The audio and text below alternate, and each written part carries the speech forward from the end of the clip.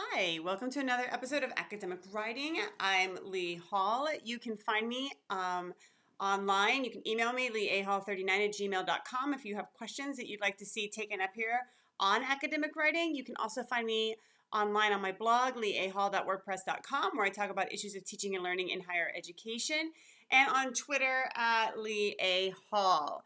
All right, so today I'm going to be talking to you about your writing process, and specifically, how do you find your process? How do you find your own rhythm and rhyme? Now, here's the thing, right?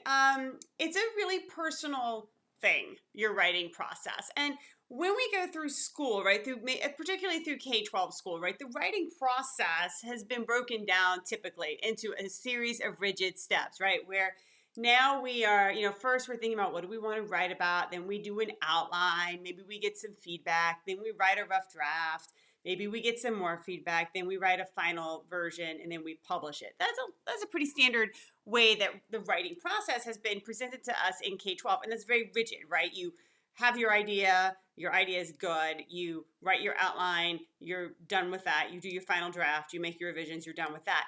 And the writing process doesn't look anything like that. Right, it's very messy. But what I want to do today is actually talking about, like, when I sit down and I'm actually doing this, what does it look like for me? Okay. I think learning about how other people engage with the writing process can be helpful. It can give you some tips and ideas. So here's what mine looks like. First of all, I like schedules. I like to know when I'm doing my writing. I like to know that it's on the calendar, and then I don't get stressed about it. I know that it's coming. I might be stressed about the work that I have to do, but I'm not stressed about having that block of time. So part of my process is making time to write and making sure that that's on the calendar every single week for whatever it is I'm going to be doing, okay? But then also part of my process that I think we don't really talk about too much is I take regular breaks within my blocked out time. So I might work 45 to 60 minutes or maybe a little bit longer than 60 minutes, and then I take a break, right? If I can, I actually go for about a 10 to 15-minute walk.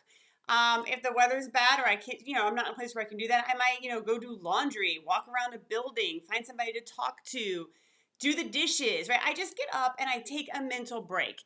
And that mental break is part of my regularly scheduled time to write, okay? It counts because for me, that break actually helps me write better and write more, because I could be really stuck and just feeling dragged down and horrible about what I'm working on. But stepping away from it might actually result in me coming back with an idea of how to address my problem, or stepping away from it might help me just realize I need to break from whatever I'm doing, whatever I'm working on that's giving me such difficulty. I need to break from that and move on to something else, okay? So I build in breaks. I like to be moving every 45 to 60 minutes in some capacity.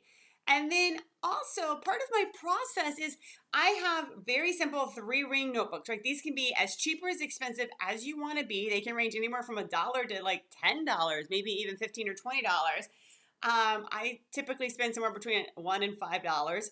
And there I have a little, 3-ring manuscript for each, 3-ring journal binder for each manuscript that I'm working on. And I like to, sit here and write notes to myself if I'm reading something that is going to be, if I'm reading some research that's informing a manuscript that I'm working on, I take notes on it. I like to actually do that manually, not type it into my computer. I like to have a journal where I am making notes, I have ideas, I'm, writing down things I need to read or do in the future. I like to write down when I come back to this piece, here's what we're going to be working on, here's what I'm going to be working on next time. So that's part of what my process looks like. As you can see, right, I do have, right, some very defined things that I like to do, but it's also very messy at the same time. And again, this might work for you, this might not work for you, but I think it's helpful to sort of see into and peer into a slice of the process. And then finally, accepting when it's time to stop. Stopping is a part of the process. If I say I'm going to work on something from 8 to 10, if I finish early and I'm happy with it, then that's fine. But if it gets to be 10 o'clock and I'm not done for whatever reason, I actually make myself stop, okay? Unless it's just finishing up a paragraph or something that's, not going to put me that much over the time limit, I stop. Because stopping and stepping away from it is extremely important to the process, giving my brain a break and not pushing myself to mental fatigue. So that's what my writing process looks like. I would love to hear what your writing process looks like. Please subscribe to the channel if you'd like to see more videos on academic writing as well as teaching in higher education. And also, please, in the comments, share what your writing process looks like, questions that you have about the writing process. It'd be great to hear.